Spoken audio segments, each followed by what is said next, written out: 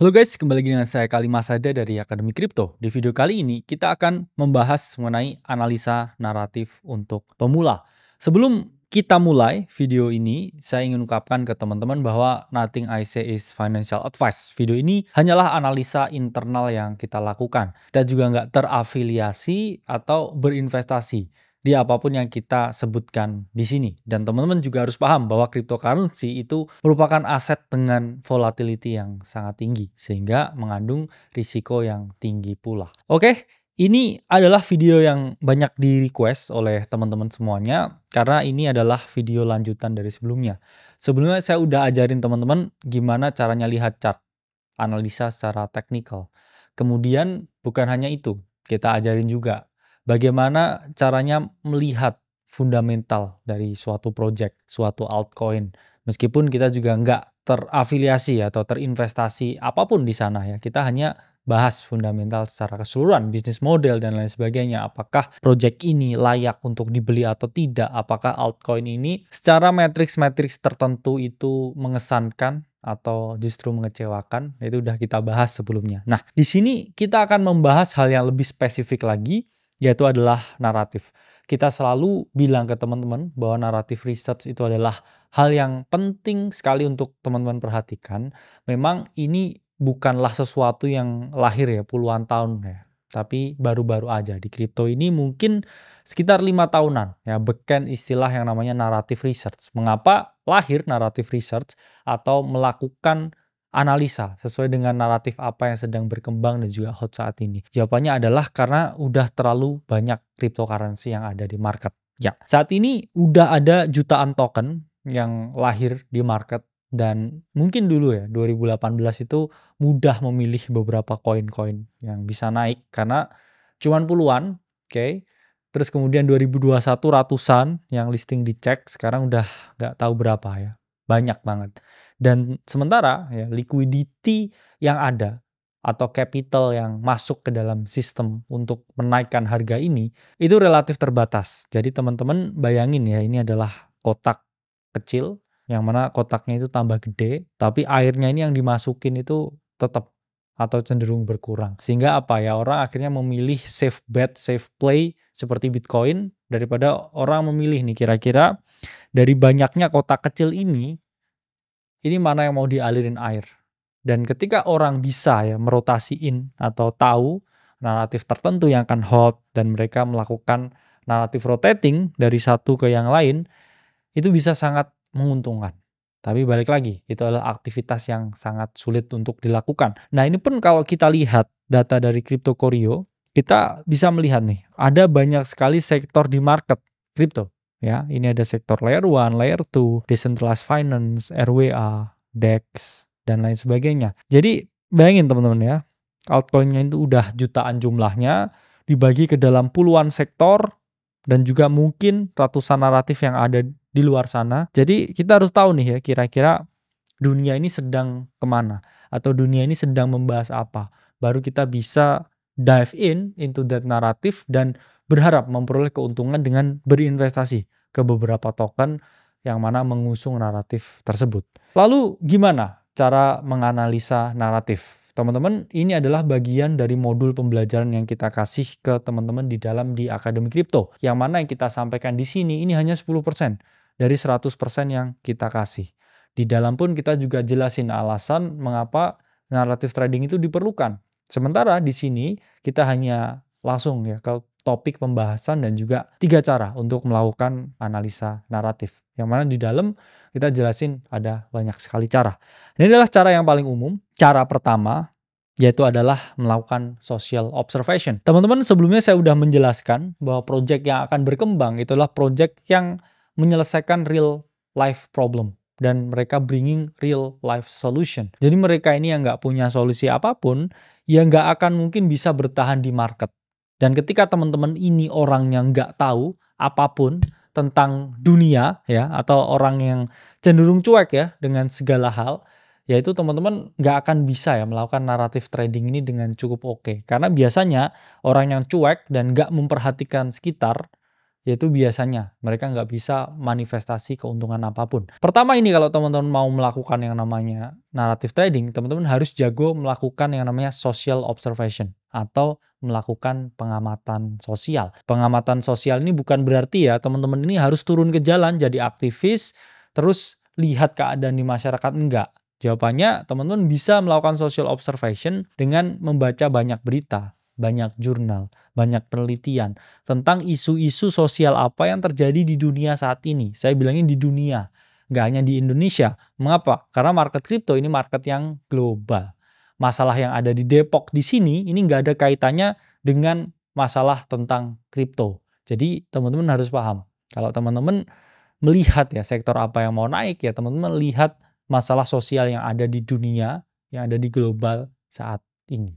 Nah, saya breakdown menjadi 3 hal untuk melakukan yang namanya social observation ini, untuk melakukan analisa naratif. Pertama, teman-teman harus menumbuhkan empati. Jadi teman-teman harus sadar sebagai seorang makhluk sosial, ada yang namanya masalah di dunia ini.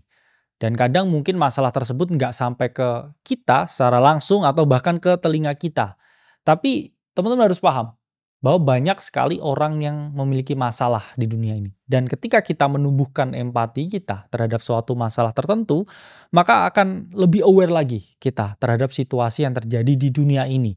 Karena saya punya banyak sekali teman yang mana saya tanya nih, kamu tahu nggak sekarang ada tarif dan lain sebagainya? Dia nggak tahu, teman-teman. Mengapa? Ya karena dia nggak tumbuh empati. Empati tentang dunia di sekitarnya, harga-harga naik karena kebijakan tarif, kemudian ekonomi slowing down, inflasi tinggi. Ini dia sama sekali nggak ngerti. Jadi pertama ya kamu harus numbuhin empati, merasakan apa yang dirasakan orang lain. Atau mungkin orang tuamu sendiri, rasanya gimana dengan keadaan ekonomi yang ada sekarang. 2, kamu harus bisa mendefinisikan masalah. Nggak ada api, nggak ada asap kalau nggak ada api. Jadi teman-teman harus tahu kenapa bisa muncul masalah tersebut. Oke?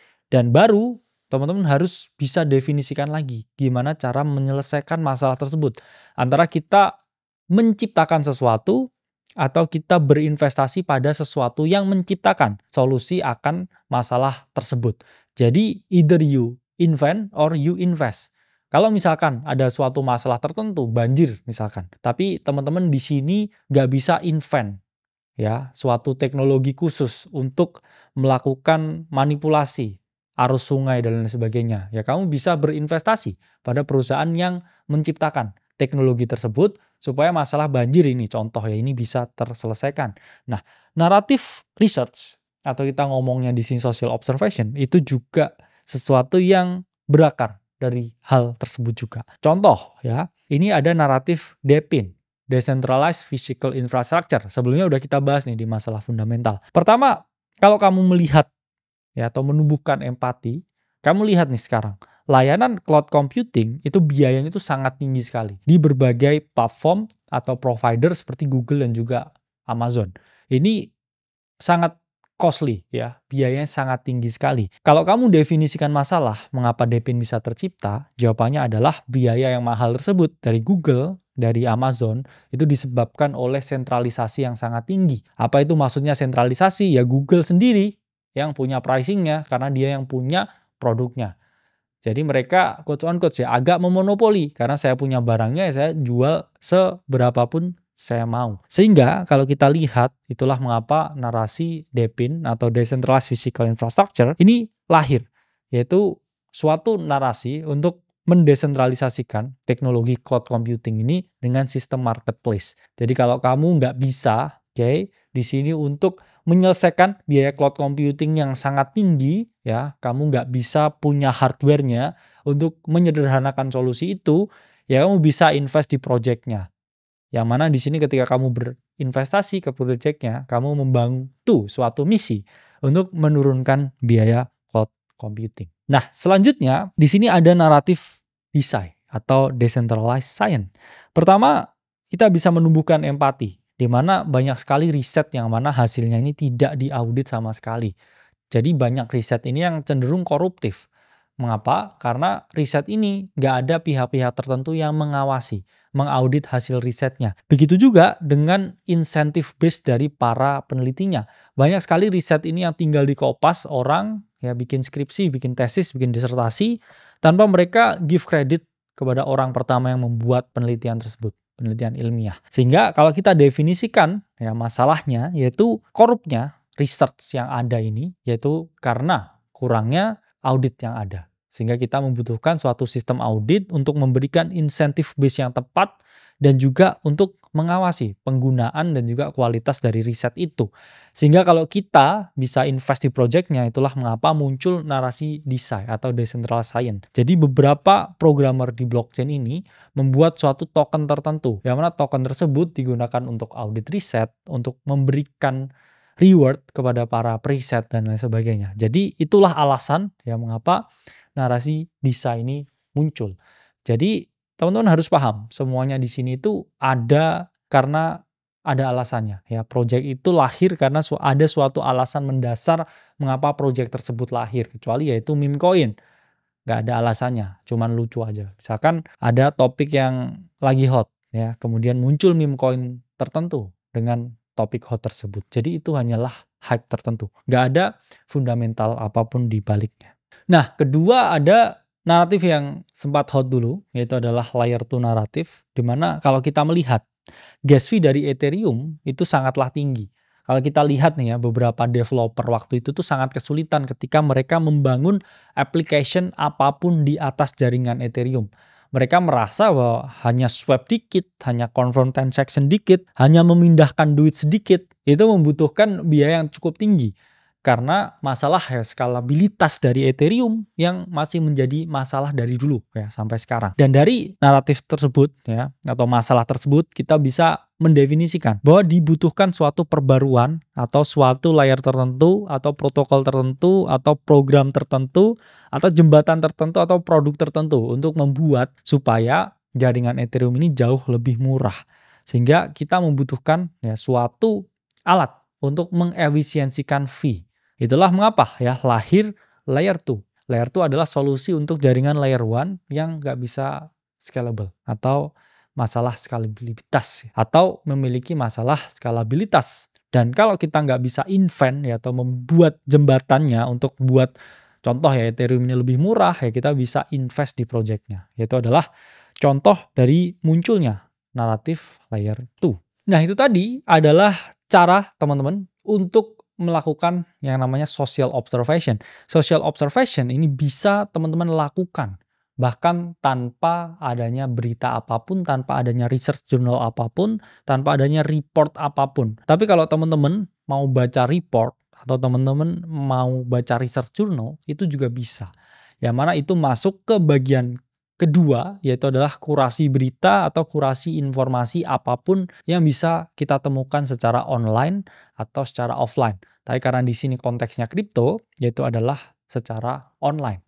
Dan teman-teman pasti tahu, dulu kita membuat di tahun 2024, itu adalah naratif kalender, yang mana kita buat ini di tahun 2023. Jadi kita secara exact ya, memprediksi apa saja yang terjadi di tahun 2024 itu dari tahun 2023. Memang kita juga memiliki naratif kalender untuk tahun 2025 sekarang, yang mana timelinenya atau lini masanya ini sedikit terganggu dengan adanya volatilitas market yang terjadi sekarang. Karena kita tahu kebijakan tarif dari Donald Trump ini mengacaukan banyak sekali plan dari para investor, terutama investor kripto. Tapi kalau kita lihat ke depan, ya ini kita bisa melihat banyak sekali insightful katalis yang ada di market kripto. Nah, gimana kita bisa membuat naratif kalender yang memiliki ketepatan seperti ini? Yaitu adalah jawabannya kita melakukan kurasi berbagai berita. Mengapa dulu kita bisa sangat konflik bahwa Q1 2024 narasinya itu adalah special computing, dan waktu itu ada koin yang kita research yaitu adalah Render atau RNDR. Itu adalah jawabannya kita tahu pada Q1 2024 itu akan launching atau akan muncul yang namanya Apple Vision Pro, sebuah headset yang mungkin menjembatani para pengguna Apple dengan dunia metaverse.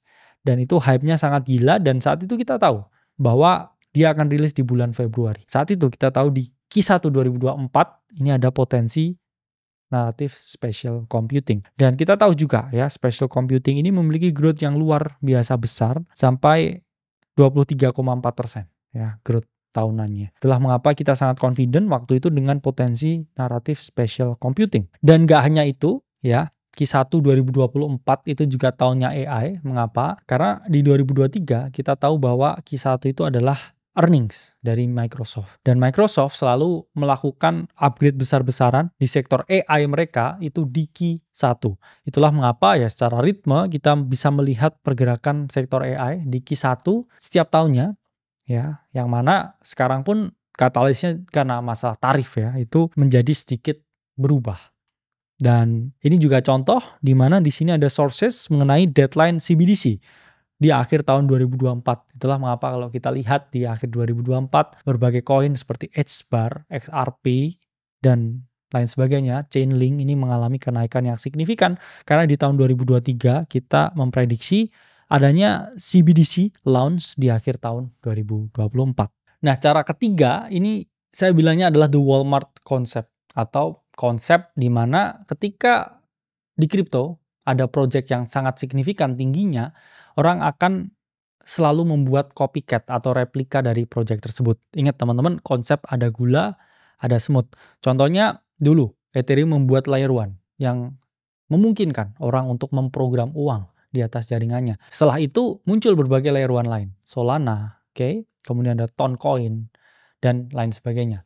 Konsep ada gula, ada semut itu juga berlaku di market crypto. Kalau ada developer yang bikin project tertentu dan itu went viral dan itu sangat bagus, ada ya developer lain yang akhirnya menengok sektor tersebut. Itulah mengapa muncul yang namanya Walmart concept, di mana ketika ada satu sektor yang sangat mumpuni, sangat brilliant, kita bisa cari copycat atau yang berpotensi jadi yang kedua. Kalau yang pertama ini naik 1000%, ya yang kedua enggaknya itu bisa naik 500%. Kalau kita bisa secara tepat memprediksi apa yang jadi kedua. Contohnya ya di siklus ini Solana yang jadi kedua dari Ethereum. Dan kita bisa melihat ya potensi kenaikan Solana yang sangat amat luar biasa. Nah, sama seperti Walmart concept, kita bilang rip-off concept, itulah mengapa selalu ada kekurangan dari project yang bersinar. Contohnya ini adalah Render. Yang waktu itu di Spatial Computing naratif Q1 2024 itu kita call dan mengalami kenaikan berkali-kali lipat. Dan waktu itu kita lihat Render itu udah lumayan overvaluation dan ada pesaingnya yang mana pada saat itu adalah Livepeer. Kita bahas juga nih ya Livepeer yang cukup oke ya pada saat itu. Karena apa? Ya karena dia melakukan apa yang Render lakukan dengan efisiensi biaya yang jauh lebih bagus, plus dia market cap-nya itu juga jauh lebih kecil. Jadi itu relatif under valuation. Itulah mengapa ya selalu ada kekurangan dari project lain yang bisa ditutup. Contohnya apa ya? Di sini kalau kita lihat Render itu market cap-nya waktu itu ya 1,6 billion dan rasio market cap to GPU yaitu adalah 530.000 USD. Yang mana ini cukup mirip dengan Livepeer ya, yang waktu itu circulating market cap-nya 0,23 billion dan dia ya market cap to GPU rasionya 590.000. Sehingga waktu itu kita bilang ya Livepeer ini Walmart versionnya dari Render atau versi yang lebih murah dari Render. Tapi dia lebih undervalue. Sehingga ya Livepeer bisa jadi Render yang kedua dan dia mengalami kenaikan yang luar biasa pada saat itu. Itu adalah cara menganalisa naratif, tapi ingat teman-teman ini hanyalah 10% dari yang kita kasih di dalam, atau mungkin 5% dari yang kita kasih di dalam. Dan setelah presentasi ini dilaksanakan, saya ingin bilang ke teman-teman, nothing I say is financial advice. Ini adalah analisa internal yang kita lakukan. Dan sampai bertemu di video selanjutnya.